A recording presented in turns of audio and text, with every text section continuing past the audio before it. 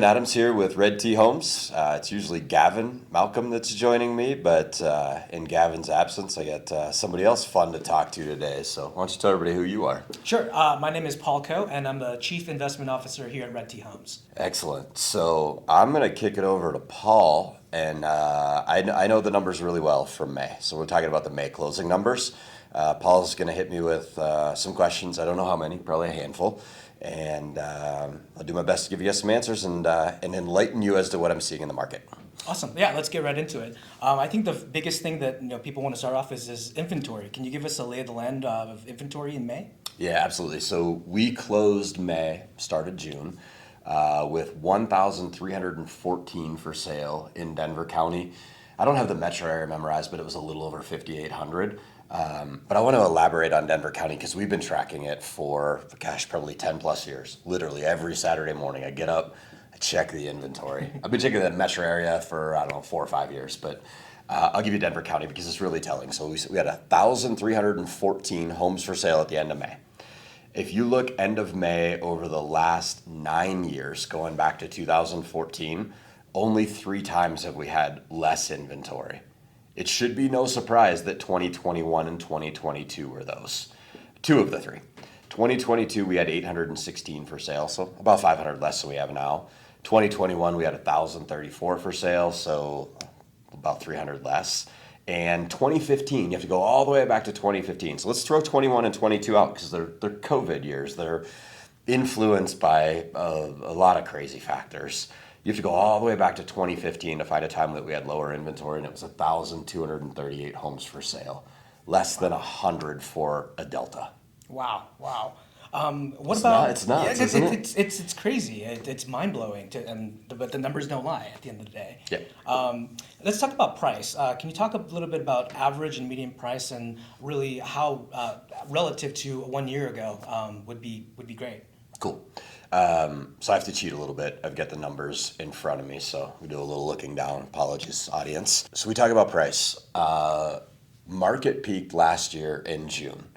We had a substantial drop from June to January. We definitively went through a housing recession. So we lost $100,000 to the average price in the 11 county metro area, $75,000 to the median price.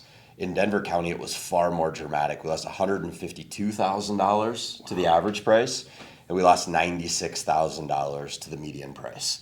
Since then, June to January, so just February, March, April, and May, we have gotten all of that back. I'll go 11 county first. All of that back except for $31,000. Wow. We'll get that in the next month or two. Median price, all but $15K back. Wow.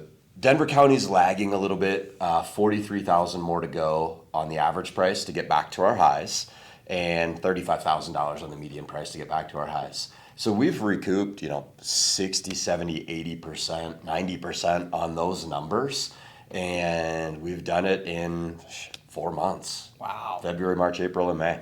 Wow, those numbers are crazy. What about sales volume? What are you seeing now? So I love this question. Sales volume is way down. Why is it way down? Interest rates are way up. So that means a couple of things. It's pushed some would-be buyers to continuing to rent. Can't afford to buy anymore. Interest rates go up, the cost of housing gets more expensive. But the reason the inventory hasn't built much is you have something that people are calling the lock-in effect. And what that means, what's the interest rate on your house? I love asking this question. 3.25. 3.25. Ah, you sucker. I've heard 2.5 and 2.75, so you didn't time that well enough. But let me ask you this question. Are you trading out a 3.25 for a rate in 6s? No way. Nah. No way. So lock-in effect means the people with rates in the 2s, 3s, 4s, even some in the low 5s, they're locked in. They're not trading out of their current home. They might be remodeling, doing landscape projects, trying to make that home fit better with their current needs of today. They ain't going anywhere. Yeah, that absolutely makes sense. Another thing that we track is months of inventory. Can you go in a little bit about that? Yeah, absolutely. So inventory is low and activity is down. So Denver County, 1,314 for sale. I don't have this number memorized perfectly, but it was somewhere between 800 and 900 that went under contract in the month of May or closed, but Wow. they're kind of one and the same, really. I mean, there's a difference, but they're close for calculating months of inventory. Puts us at like 1.5 months of inventory. Wow. It's even a little less in the metro area. It's probably more in the line of 1.3, 1.4 months of inventory. So call it somewhere between 1.5 months of inventory.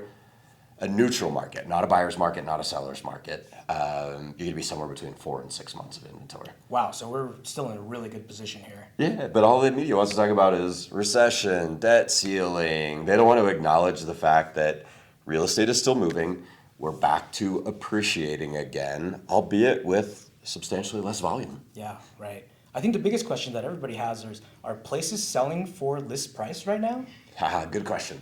So the data tells us the average price in May, average close price to list price, was 100.44%, and the median price was 100% on the nose. Wow. So you're going to hear a lot of the water cooler talk and nonsense, and probably even some of it out of the media. The housing market's a disaster. You could pick up deals. You could pay 50 under. You could pay 100 under. You can have your way with a seller. Still a lot of properties going multiple offer. If there weren't, we wouldn't be at 100 and 100.44%. That's amazing. I mean, it just sounds like Denver's starting to heat back up again. We're heating back up, and we're at interest rates at 6.5. I'd love for some of you to weigh in the comments below. What's going to happen when the interest rates go to 5.5? What's going to happen if they go to 5? What if they start with a 4 again?